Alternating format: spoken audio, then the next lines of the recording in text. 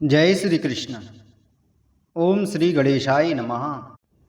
राजा पृथु बोले, हे देवर्षि, आप सभी वेदों के ज्ञाता तथा उपदेशकों में श्रेष्ठ हैं। अतः मैं अपनी शंका निवारण हेतु कुछ पूछना चाहता हूँ। आप मुझे ऐसे व्रत का वर्णन करें जो पुत्र और धन की वृद्धि करने वाला, पुण्य तथा यश देने वाला और सब लोगों का हित करने वाला हो। नारद जी बोले, हे राजन, तुम व्रतों में अति उत्तम उस गुप्त व्रत को सुनो जो धन पुत्र की वृद्धि करने वाला है। महाविद्या, महामाया, महामेधा, महास्मृति, महामोहा, भगवती, महादेवी, महेश्वरी, सब देवों की देवी अहोई है। उनका व्रत बड़ा पुण्यदायक तथा सबके लिए हितकर है। पृथु ने कहा, हे नारद, उन अहोई नामक देवी का जन्म कहाँ हुआ तथा उनका व्रत किस तिथि को किस विधि से करना चाहिए, वह मुझसे कहें। नारद जी बोले, हे राजन, पहले कलयुग में अकाल मृत्यु से ग्रसित होकर मनुष्य, पशु तथा पक्षी भारी विनाश को प्राप्त हुए थे। हे राजन, उस समय सभी जनपद समाप्त हो गए तथा केवल बीज मात्र प्राणी ही शेष रह गए। तब सब लोगों ने एकत्रित होकर वेदज्ञ ब्राह्मणों से इस प्रकार पूछा, हे ब्राह्मणों, हमें क्या करना चाहिए? उस समय वेदज्ञ ब्राह्मणों ने बारंबार शास्त्रों को देखकर अकाल मृत्यु को शांत करने के लिए अहोई नामक महादेवी की आराधना करने का उपदेश किया। तदुपरांत कार्तिक मास के कृष्ण पक्ष की सप्तमी के दिन ध्यान तत्पर होकर जब सब लोग व्रत नियम का पालन करते हुए सायंकाल के समय बैठे हुए थे, उस समय एक धीवर की स्त्री वहां आई और ब्राह्मणों को देखकर पूछने लगी, तुम लोग किस उद्देश्य से यह व्रत कर रहे हो? तब उन श्रेष्ठ मुनियों ने कहा, यह व्रत अकाल मृत्यु दूर करने वाला है। यह सुनकर वह स्त्री भी वहीं बैठ गई। तब सभी मनुष्य, ब्राह्मण तथा धीवर की स्त्री अहोई देवी की आराधना करने लगे।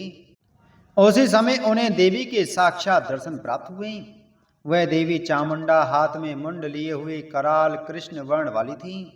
वे कालिका अहोई देवी के रूप में दिखाई दी। एक दिन में ही प्रसन्न हो जाने के कारण उन देवी का नाम अहोई रखा गया।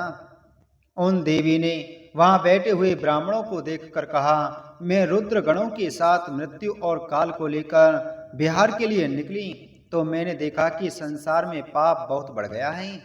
वर्तमान समय के समय ब्राह्मण वेदहीन तथा लज्जाहीन हैं, क्षत्रिय आरक्षक बन गए हैं, वैश्य भी रक्षक नहीं रहे, शूद्र दुष्ट हो गए हैं तथा स्त्रियां पतिव्रत धर्म को छोड़कर स्वेच्छारिणी हो गई हैं।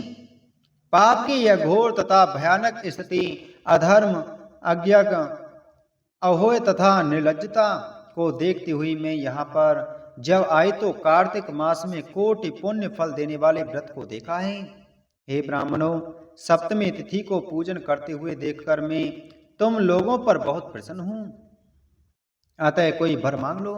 हे राजन, तब सब लोगों ने यह प्रार्थना की कि हे देवी, कहीं अकाल ना पड़े और रोग ना फैले, अकाल मृत्यु ना हो, व्याधियां ना रहें तथा अपुत्रता भी ना रहे।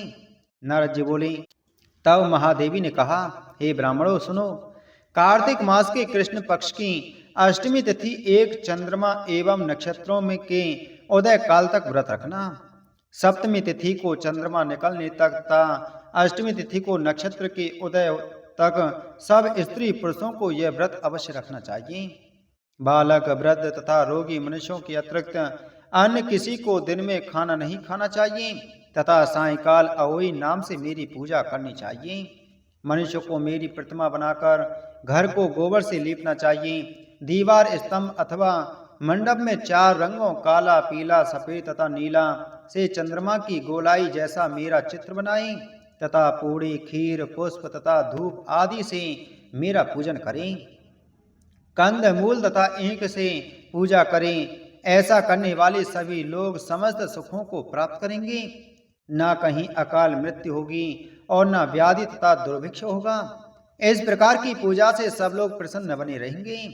हे राजन, यह सुनकर सब लोग उस व्रत को करने लगे। तब धीवर कन्या ने हाथ जोड़कर इस प्रकार कहा, हे देवी, आप महादेवी हैं, हम नीच जाति के लोगों को भी बचाइए। यह सुनकर महादेवी अहोई ने कहा, तू मेरी भक्त है, इसमें संदेह नहीं। अतः मैंने जो विधान पहले बताया है उसी प्रकार मेरी पूजा करना। पूजा की समाप्ति पर जब सब लोग तेरी संतानों की पूजा करेंगे तभी उनकी पूजा सफल होगी, अन्यथा नहीं। उसके बाद कुमारियों तथा मालिन की पूजा भी करनी चाहिए।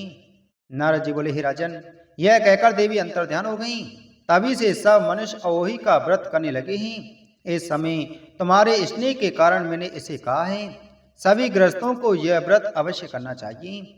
जो लोग इस व्रत को करेंगे उन्हें संसार में सुख प्राप्त होगा, उन्हें अकाल मृत्यु, व्याधि तथा शत्रुओं का भय भी नहीं रहेगा।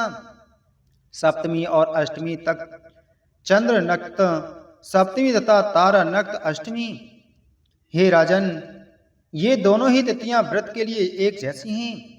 नारद जी बोले, तुमने जो मुझसे पूछा वह सब अहोई व्रत की जन्म, प्रसाद तथा उसकी विधि मैंने तुम्हें बताई। अब तुम मुझसे क्या सुनना चाहते हो? कार्तिक मास के व्रत का महात्म किसे सुख नहीं देता। कार्तिक मास में अहोई देवी के व्रत जैसा कोई दूसरा व्रत नहीं है, जो केवल एक दिन उपवास रखने से ही अकाल मृत्यु आदि का नाश कर देता है। अहोई देवी का व्रत कार्तिक मास के कारण ही प्रभावशाली है। कार्तिक जैसा महीना न कभी हुआ है और न कभी भविष्य में ही होगा। बोलो अहोई माता की जय।